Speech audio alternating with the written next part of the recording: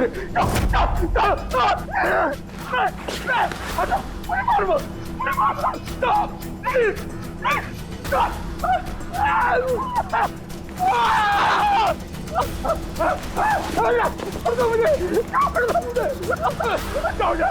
मेरे पास मुझे मत मारो, छोड़ दो मुझे, मारो मत मुझे।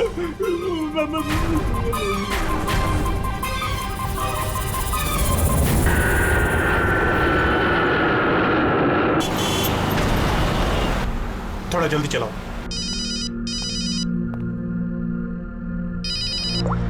हेलो, इसमें प्रद्युमन है सर, एक खून हुआ है। खून हुआ? कौन बोल रहा है? शहर के मशहूर बिजनेसमैन जयंतीलाल जी का खून।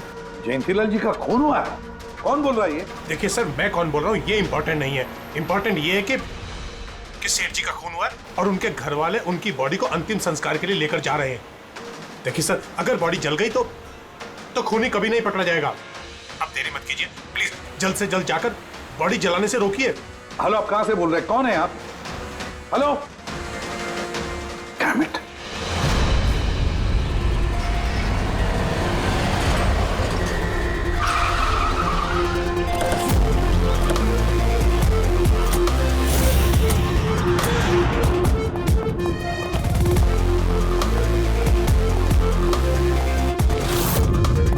अरे कौन है आप लोग?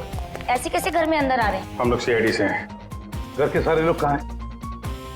सर वो लोग तो साहब की बॉडी लेकर शमशान घाट गए हैं। शमशान घाट गए?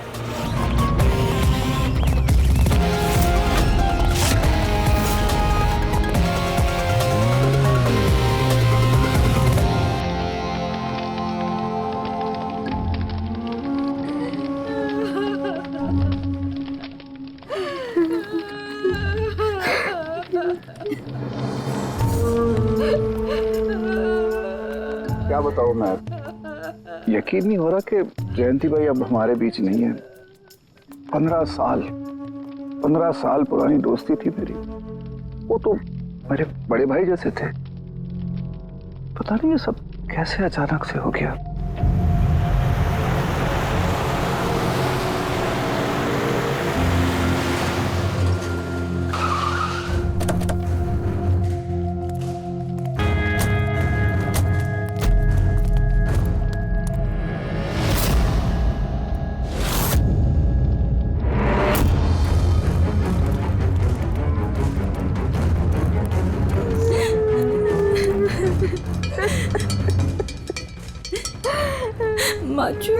एक्सक्यूज मी,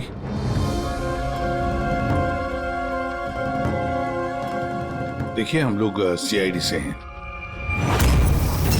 हाँ? जयंतीलाल जी के परिवार वालों से मिलना चाहते हैं। मैं जयंतीलाल जी की पत्नी दीपा। दीपा जी, हमें पता है ये सही समय नहीं है पूछताछ करने की, मगर क्या करें, वो जयंतीलाल जी की मौत के बारे में हमें कुछ पूछताछ करनी है। पूछिए, क्या पूछना चाहते हैं आप लोग? आप सुशील जयंती, उनका बड़ा बेटा। सुशील जी, हमें खबर मिली है कि आपके पिता की मौत एक नेचुरल डेथ नहीं थी, उनकी हत्या हुई है। क्या? ये कैसे हो सकता है? I'm डॉक्टर सूरज, मैं जयंतीलाल का फैमिली डॉक्टर हूँ। मैंने ही कल रात उनको चेक करके उन्हें डेथ सर्टिफिकेट दिया था। He died a natural death। ये सही कह रहे हैं। जयंती भाई की मौत सभी घर वालों के सामने ही तो हुई थी, और इतने सालों से मेरा इस परिवार से रिश्ता है, वो लोग झूठ क्यों बोलेंगे? तो आप लोगों ने इतनी जल्दी में बॉडी क्यों जला दी? तो क्या ये भी गुनाह है? इतने महीनों से पिताजी बीमार थे, कितने इलाज किए, कितनी कोशिशें की, नहीं बचे वो। देखिए, हमें इंफॉर्मेशन मिली है कि जयंतीलाल जी की हत्या हुई है। क्या? हमने आपके पड़ोसी से भी पूछा, उन लोगों ने भी कल रात जयंतीलाल जी के चिल्लाने की आवाज सुनी थी। देखिए, पड़ोसियों ने जो कहा वो सही है, लेकिन उनको या आप लोगों को सही बात नहीं पता है। और वो सही बात क्या है? पिछले 3 महीने से डैडी की दिमागी हालत भी ठीक नहीं थी। वो ना सिर्फ लोगों को और बातों को भूलने लगे थे, बल्कि उनको हेल्यूसिनेशन यानी भ्रम हो गया था। गलत सही, सच झूठ का फर्क उनको समझ में नहीं आ रहा था। दौरे पड़ने लगे थे उनको लगने लगा था जैसे उनको कोई मारने वाला है। कल रात भी उनको ऐसा ही दौरा पड़ा था। शांत, कूल। इंजेक्शन गई। Fast, come fast. डैडी शांत, रिलैक्स। और इस बार अटैक इतना बड़ा था कि मुझे उन्हें बेहोशी का इंजेक्शन देना पड़ा और 2 घंटे बाद उनकी मौत हो गई। मैं आपको सारी डिटेल्स दे सकता हूँ, उनकी मेडिकल रिपोर्ट्स, मेडिकल हिस्ट्री, दवाइयाँ, सब कुछ दे सकता हूँ मैं आपको। हो गई तसल्ली आपको? अब हम अपना काम कर लें। इतनी जल्दी भी क्या है हेमंत? जरा सच तो सामने आ जाए।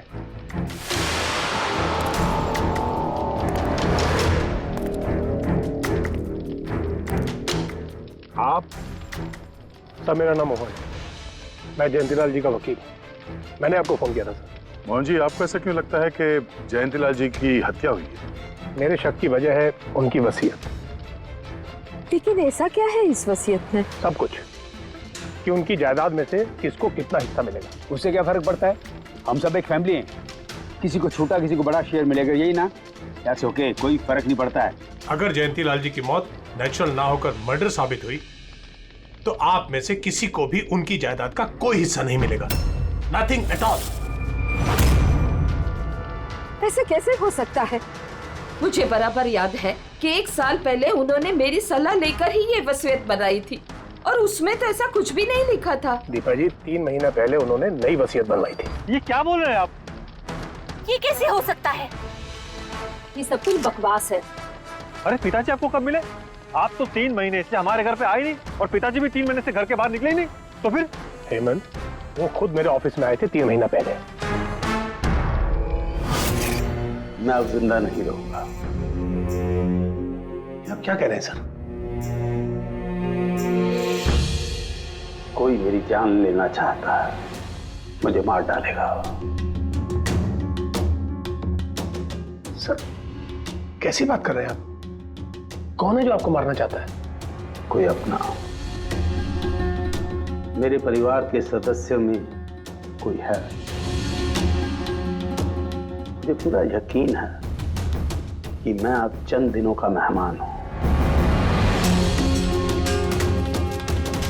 सर, कौन है वो? कहा ना, कोई अपना।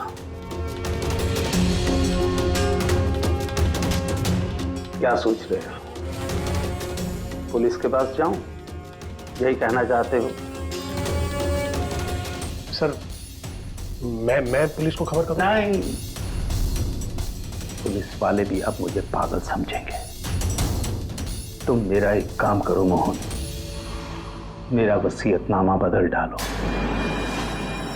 अगर मेरी मौत हो जाती है और मौत के बाद ये साबित होता है कि उसका कारण मेरा परिवार है, तो मेरा बिजनेस, मेरा पैसा, मेरा कुछ भी परिवार के किसी भी सदस्य के नाम नहीं होगा। सर, अगर परिवार के सदस्य को नहीं मिलेगा तो किसको मिलेगा?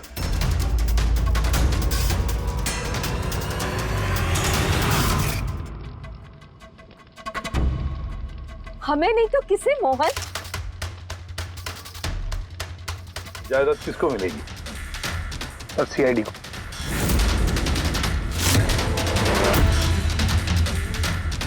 क्या बकवास कर रहे हैं आप?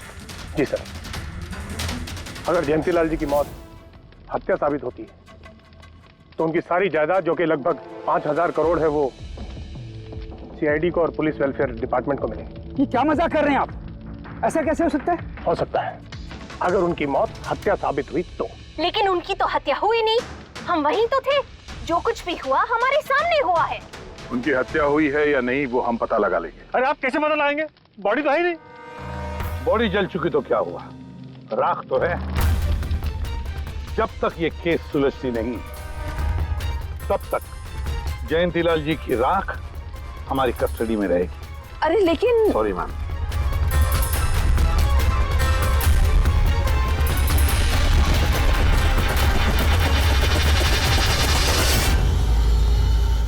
मोहन जी, सर जरा बताइए, क्या जयंतीलाल जी ने खुद आपसे कहा था कि उनके परिवार वालों में से कोई है जो उनकी जान लेना चाहता है? जी सर।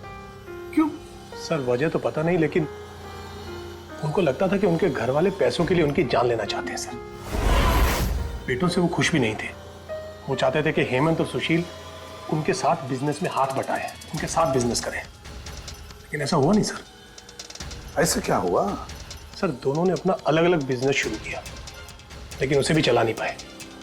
और हेमंत सर, वो तो एक नंबर का अय्याश निकला। उसने सेठ जी के सारे पैसे उड़ा दिए। सर बाप बेटे में हमेशा खटर पटर चलती रहती थी, कभी बनी नहीं बाप बेटे में। बनती नहीं थी, मगर हम बाप बेटे तो थे। मुझे पैसों की बहुत जरूरत थी, लेकिन इसका ये मतलब थोड़ी है कि मैं अपने पिता को ही मार दूंगा। मार भी सकते हो। आखिरकार दुनिया में आधे से ज्यादा गुनाह तो पैसों के लिए ही होते हैं। फिर तो सुशील भैया की वजह मुझसे बड़ी थी। उनका पिछला बिजनेस उन्होंने घाटे में बंद किया और अभी जो है वो नुकसान में चल रहा है। सर मार्केट का बहुत पैसा है उनके ऊपर, और डैडी भी इस बार सुशील भैया की मदद करने के लिए रेडी नहीं थे। सर मैं मानता हूं कि डैडी नाराज थे, नहीं दे रहे थे मुझे पैसे, पर मुझे ये भी पता है कि वो मुझे और मेरे परिवार को मरने के लिए नहीं छोड़ सकते थे। खून में उनका। खून तो हो, इसीलिए पैसों के लिए अपनों का ही खून बहा दिया। सर एक आइडिया है। क्या है कि अब जो हुआ सो हुआ, उसको बदला तो नहीं जा सकता ना, लेकिन इस सिचुएशन से अपना फायदा जरूर निकाल सकते हैं। क्या मतलब?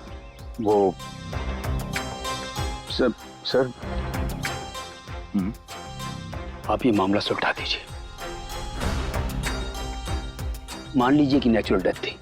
अब वसीयत के हिसाब से पैसे सीआईडी और मुंबई पुलिस की जगह हमें मिलेंगे, जो उसके असली हकदार हैं। नहीं, आप लोगों का जो नुकसान हुआ होगा वो हम आपस में समझ लेंगे ना। सुशील जी, हर आदमी एक जैसा नहीं होता, और दोबारा ऐसे बात करने की गलती नहीं करना, समझे? तुम अपनी दादाजी से बहुत करीब थी ना? दादाजी मुझे बहुत प्यार करते थे। हम दोनों बेस्ट फ्रेंड्स के जैसे थे, एक दूसरे से सारी बातें शेयर करते थे। कभी दादाजी ने तुमसे ये कहा था कि कि उनकी जान को खतरा है, कोई उन्हें मारना चाहता है, ऐसे कभी कुछ कहा था उन्होंने? उन्हें हर किसी से डर लगता था। दादाजी सिर्फ मेरे पे विश्वास करते थे, बाकी उन्हें सबसे डर लगता था। तो उन्हें लगता था कि कोई उन्हें मार देगा। चलो दादू, अब हम खाना खाएंगे। क्या ये? चलो चलो चलो चलो दादू। मुझे वो सब लोग इसमें जहर मिला के मुझे मारना चाहते हैं। कौन मारना चाहता है दादू आपको? वो सब लोग मिले हुए हैं, सब मेरे खिलाफ साजिश कर रहे हैं।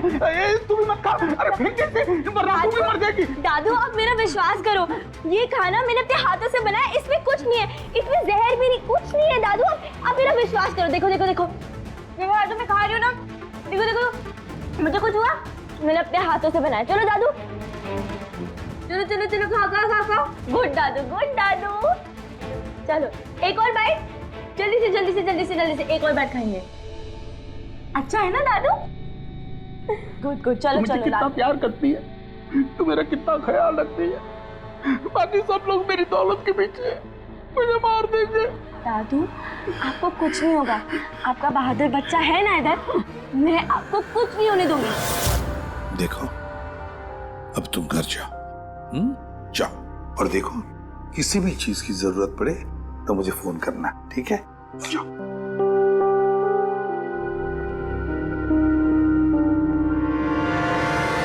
हाँ के बता, क्या निकला राख में से?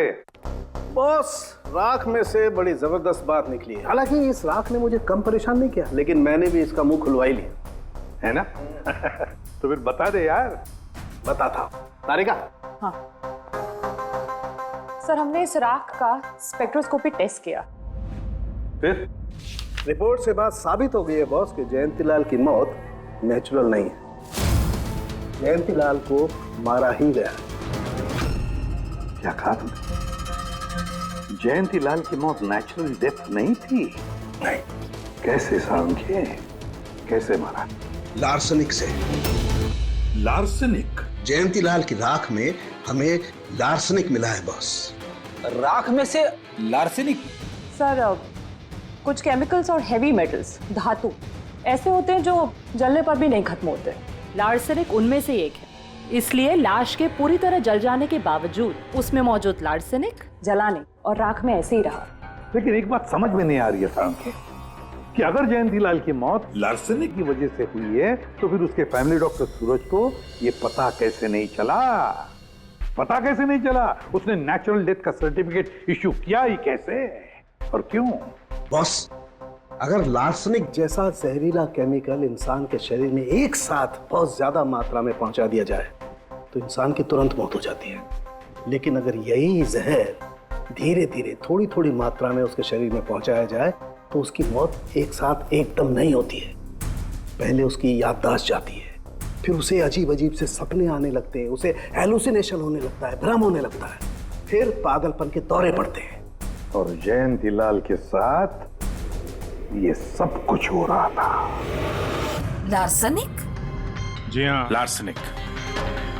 और इससे यह साबित हो गया कि जयंतीलाल जी की मौत बीमारी से नहीं बल्कि उनका खून किया गया। लेकिन ये किया किसने? वही पता करने हम लोग यहाँ हैं। अभिजीत, जयंतीलाल जी का कमरा चेक करना पड़ेगा। Okay sir.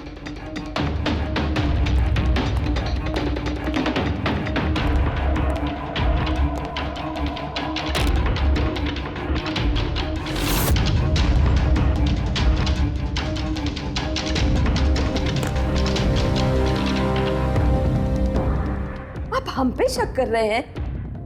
आपने ऐसे सोच भी कैसे लिया कि हम लोगों में से कोई ऐसी घिनौनी हरकत कर सकता है? ऐसा कुछ नहीं है माँ, ये सब इनकी चाल है। डैडी की प्रॉपर्टी इन्हें मिल जाए इसके लिए मनगढ़ंत कहानी बना रहे हैं ये लोग। बकवास मत करिए सुशील जी, दोबारा ऐसा बोला ना अंदर डाल दूंगा।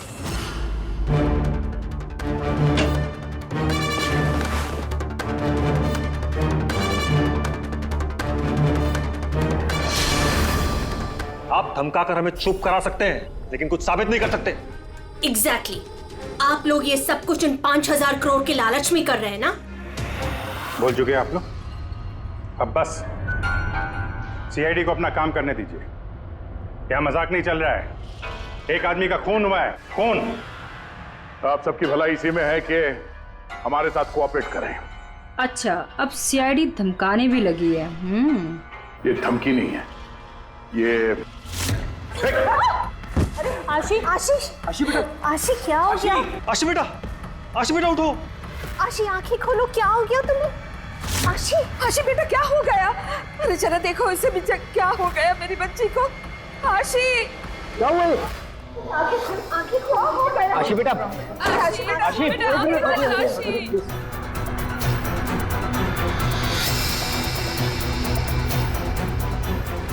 क्या हो गया आशी?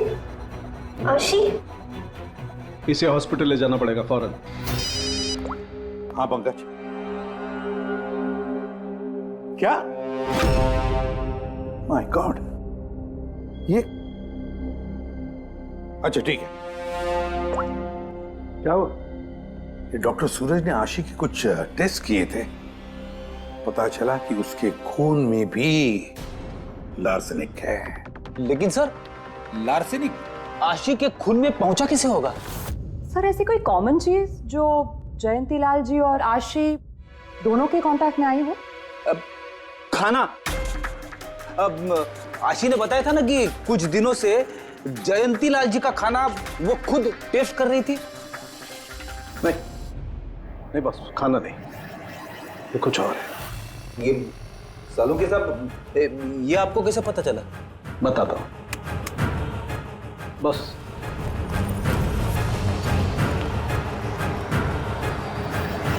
ये है वो बाल जो हमें जयंतीलाल के हेयर ब्रश में से मिला है। अब लार्सनिक तो अधिकतर नाखूनों में और बालों में ही जमा होता है। तो जब हमने इस बाल के छोटे छोटे टुकड़े करके एनालिसिस किया तो रिजल्ट आया ये। और सर हमने इन टुकड़ों का एटॉमिक अब्जॉर्प्शन टेस्ट किया तो पता चला कि दूसरे केमिकल्स के साथ साथ इसमें लार्सेनिक भी है। अब क्योंकि बाल धीरे धीरे बढ़ते हैं इसलिए हमने इस रिजल्ट को कैलेंडर के साथ टैली किया। बॉस, तब हमें पता चला कि जयंतीलाल को ये लार्सनिक 8 से 10 दिन के गैप में दिया जा रहा। और 8-10 दिन के गैप में?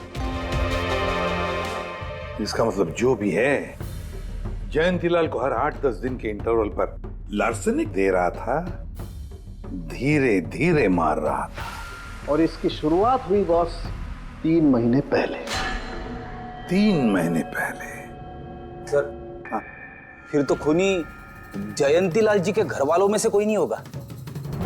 परिवार वाले 8-10 दिन तक इंतजार क्यों करेंगे? एक ही बार में मार देंगे। फ्रेडी, परिवार वाला भी तो जयंतीलाल को धीरे धीरे मार सकता है ताकि किसी को उस पर शक ना हो। सर पिछले 3 महीने से कुछ मसाज करने वाले आ रहे थे, मैंने बताया तो था आपको। हाँ, चेक कर चुके हैं हम उनको। उनके अलावा और कोई आता था क्या? कोई एक हो तो बताऊं। उनके दोस्त, पुराने बिजनेस पार्टनर और ऑफिस के स्टाफ वगैरह बहुत सारे लोग आते रहते थे घर पे। जी, डैडी बहुत सोशल थे। लोगों से मिलना जुलना, पार्टीज में जाना उनको बहुत अच्छा लगता था। इसीलिए जब उन्होंने बाहर जाना बंद कर दिया तो लोग उनसे मिलने घर पर आने लगे। लेकिन इन लोगों को हम अच्छी तरह से जानते हैं सर, इनमें से कोई ऐसा नहीं कर सकता है। भाभी देखिए ना, ये कैसा निशान लगा है। 4 बार धोया, 4 बार छुटाया, फिर भी नहीं हट रहा। अरे ठीक से धो ले, साफ हो जाएगा। अरे भाभी कितनी बार रगड़ा, नहीं जा रहा। और जाएगा भी नहीं, क्योंकि ये दाग खून का है। खून? जी हाँ।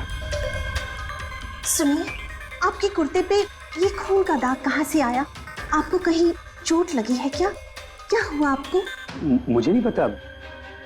अरे मुझे मेरे कुर्ते पर कहाँ से आया? मैं खुद हैरान हुआ था कल जब मैंने इसे देखा। तो कल लगी आपको ये चोट? नहीं, मुझे कोई चोट नहीं लगी।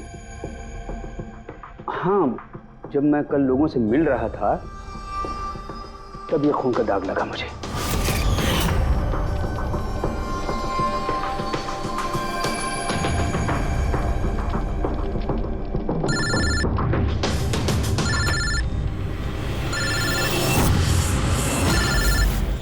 बिना चोट खून के धब्बे, अजीब बात है। वही तो। और कुछ हुआ था कल? कोई खास बात? नहीं सर, और कोई खास बात नहीं। साहब एक बात अजीब हुई थी। क्या? कल सुबह मुझे गार्डन में कांच के कुछ टूटे हुए टुकड़े मिले थे। कांच के टूटे हुए टुकड़े? तो फिर? साहब उन टुकड़ों में खून लगा हुआ था। क्या? कांच के टुकड़ों में खून लगा हुआ था? जी। कहाँ पर है वो? अब वो तो मैंने कचरे के डिब्बे में डाल दिए। इस कुर्ते पे खून, कांच के टुकड़े पे खून। कहाँ देखे थे वो कांच के टुकड़े तूने? ये देखिए, यहाँ पर मिले थे मुझे कांच के टुकड़े। यहाँ पर? जी।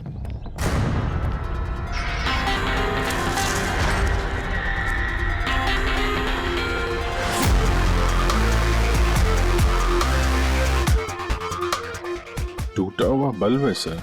बल्ब का टुकड़ा मिला क्या उसको?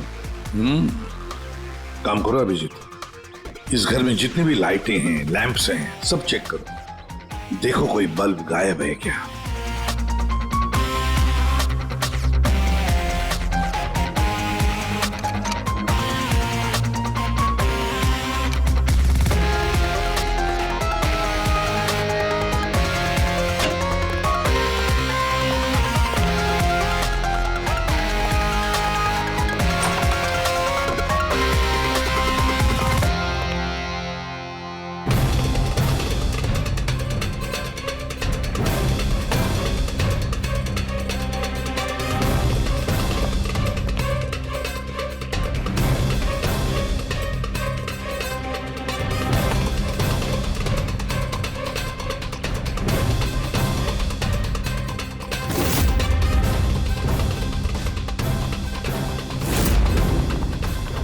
सर, सब जगह देख लिया, कांच का टूटा हुआ सामान कहीं पे भी नहीं है।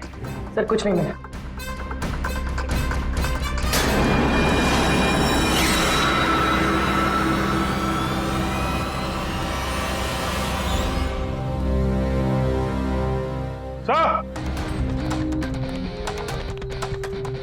आप जी ये सही है, देखिए यहाँ का बल्ब गायब है।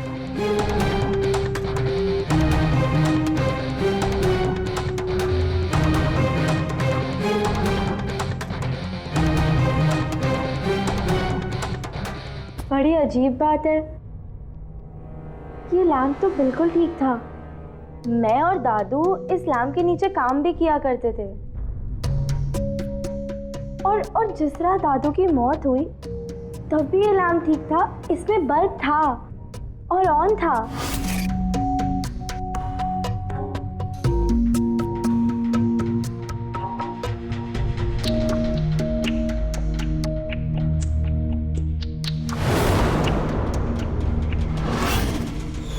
तो फिर इस लैम्प से बल्ब अचानक गायब कैसे हो गया? क्यों कविता? नहीं साहब, मुझे कुछ नहीं मालूम। ये बल्ब कैसे गायब हुआ, किसने निकाला, मैं कुछ नहीं जानती। लेकिन सर ये बल्ब कोई गायब करेगा क्यों? सर इस बल्ब का और इस लैम्प का कुछ ना कुछ तो लेना देना है इस केस में।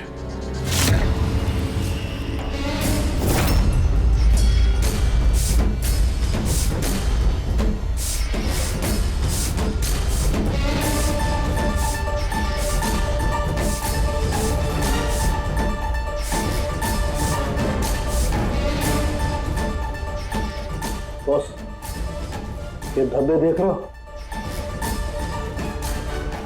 ये धब्बे लार्सनिक के हैं। लेकिन ये लार्सनिक के धब्बे पूरे लैंप पर कैसे? बॉस, हुआ ये होगा, खूनी जयंतीलाल जी के घर पे आता होगा हर 8 या 10 दिन में। नमस्ते साहब। साहब ऊपर है अपने कमरे में।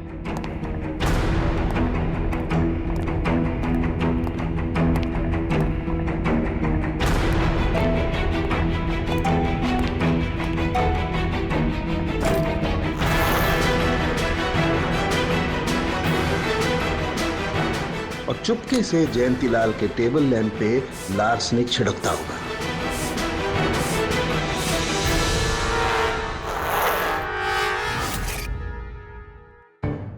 शायद जयंतीलाल जी हमेशा इस टेबल पर बैठ करके काम किया करते थे।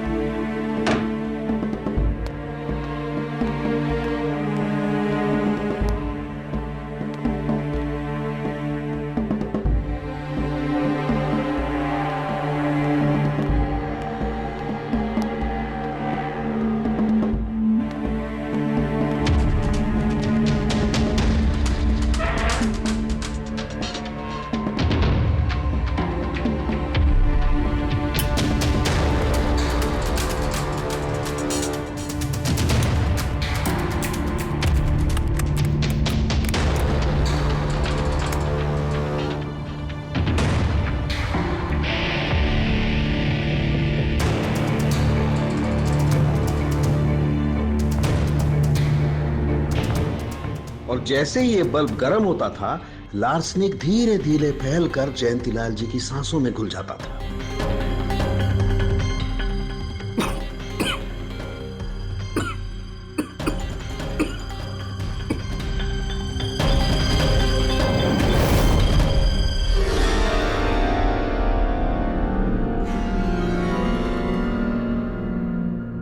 सालू के साथ आशी को लार्सेनिक का इतना असर क्यों नहीं हुआ? उसे लार्सनिक का इतना असर इसलिए नहीं हुआ फ्रेडी, क्योंकि वो यहाँ हमेशा नहीं रहती थी, कभी कभी आती थी अपने दादाजी के पास। यार ये जो भी कोई है, इस जयंतीलाल के और घर वालों के करीब का ही कोई है, इसलिए वो जयंतीलाल की मौत के वक्त यहाँ मौजूद था। और मौत होने के बाद में सबूत मिटाने के लिए उसने उस लैंप में से वो बल्ब निकालकर अपने जेब में रख दिया होगा और फिर सभी घर वालों से मिलते वक्त सुशील जी को भी अपने गले लगा लिया। जैसे सुशील को उसने गले लगा लिया, उसके जेब में जो उसने बल्ब छुपा के रखा होगा वो फूट गया, जिसकी वजह से उसके कमर में जख्म भी हुई और उस जख्म से जो लहू निकला, जो खून निकला, वो सुशील के कपड़ों पर आया। मतलब सर खूनी घर वालों में से ही कोई होगा? नहीं फ्रेडी, घर वाला तो नहीं लगता, और घर वाला होता तो बस जेब में रख के थोड़ी ना घूमता। ये तो कोई ऐसा आदमी है जिसके पास वही एक मौका था सबूत मिटाने का, वो चंद मिनट। घर वाला तो कभी भी निकाल लेता। सर उस दिन तो कितने लोग आए थे यहाँ, खूनी का पता कैसे चलेगा? सर उस दिन मीडिया के लोग भी आए थे, कौन आया कौन गया ये सब रिकॉर्ड तो किया ही होगा उन लोगों ने। तो चलो देख लेते हैं किस किस ने सुशील जी को गले लगाया था।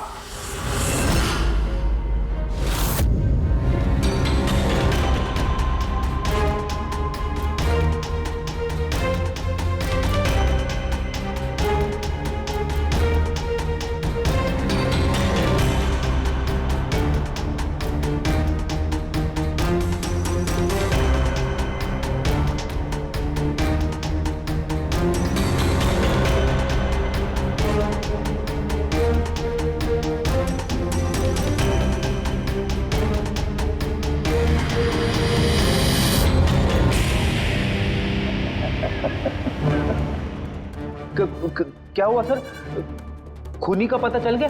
हाँ फ्रेडी, खूनी मिल गया। कौन है? फ्रेडी, इस आदमी की पूरी कुंडली निकालो, पता लगाओ पिछले 3 महीनों में ये कहां कहां गया था, किस किस से मिला था, क्या क्या किया है इसने, सब कुछ।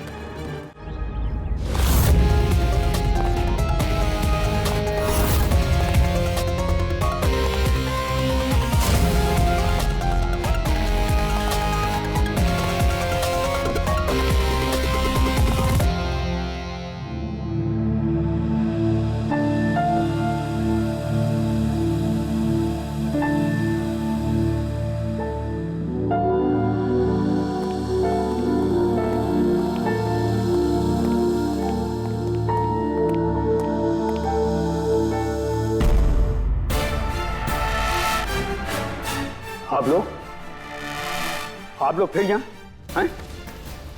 खूनी का तो पता चला नहीं होगा, कुछ छानबीन रहेगी होगी। नहीं सुशील जी, कोई छानबीन नहीं बची है, खूनी का पता चल गया है और खूनी अभी इसी वक्त यहां हम सब के बीच मौजूद है।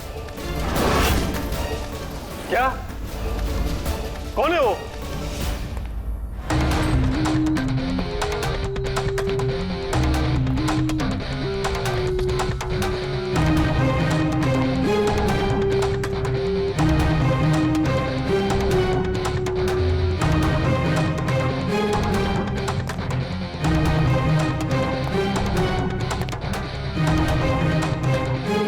अरविंद जी,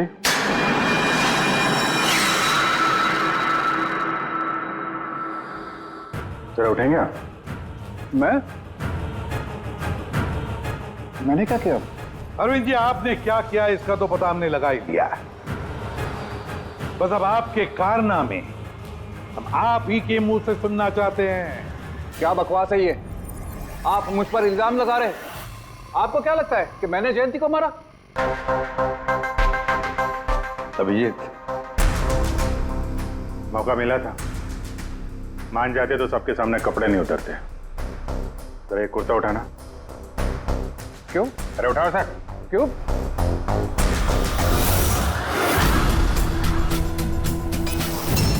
क्या है ये? निशान कैसा है? हाँ? कौन सी भाषा बोल रहे हो तुम? हिंदी में बोलो, हिंदी में, मातृभाषा है हमारी। भूल गए क्या? याद दिलाओ। हाँ? नहीं सर, नहीं। बताता हूँ। नफरत करता था मैं जयंती से। 5 साल पहले हमने एक बिजनेस शुरू किया था।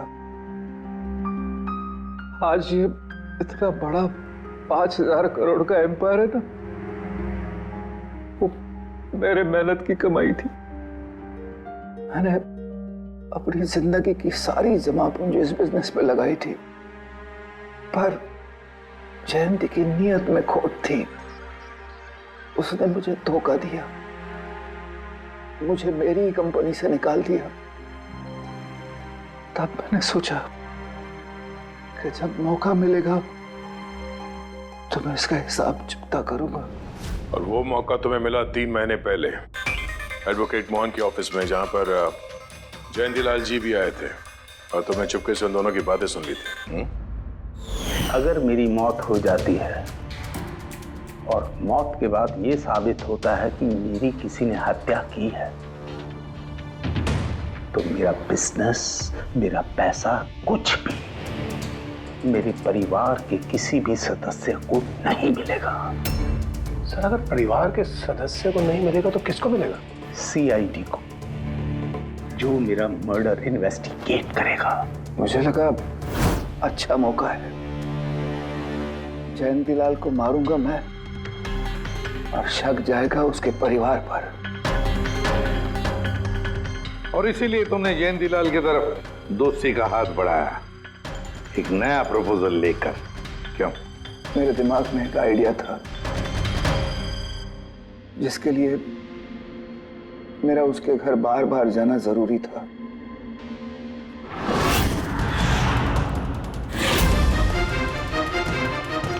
साहब ऊपर है अपने कमरे में।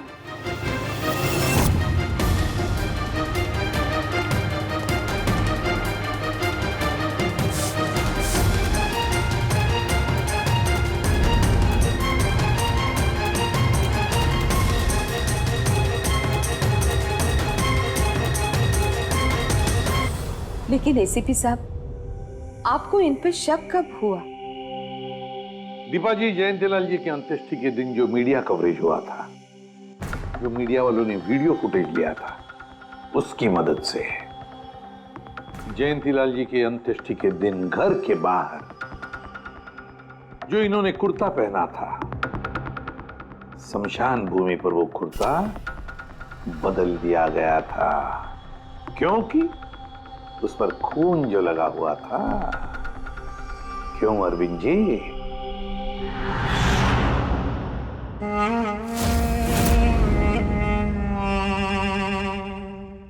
अरविंद जी, बदले की आग में तुमने जयंतीलाल का खून कर दिया। क्या मिला तुम्हें? कैसा सुख मिला?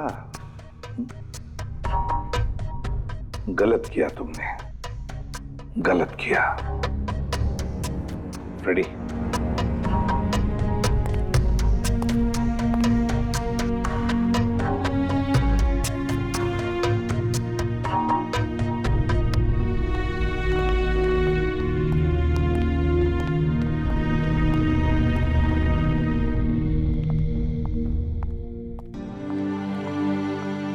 Thank you sir, thank you very much.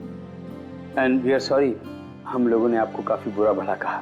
मैं दरअसल हमें लगा कि पैसों के चक्कर में आप हम परिवार वालों को इस केस में कल्प्रिट बनाने की कोशिश कर रहे हैं। नहीं, कोई बात नहीं। एसीपी साहब, मैं मेरे पति की अंतिम इच्छा पूरी करना चाहती हूँ। सीआईडी और पुलिस वेलफेयर फंड में मैं डेफिनेटली डोनेट करूंगी। Thank you very much. Thank you. Thank you so much sir कि आपने मेरे दादू को इंसाफ दिलाया। God bless you.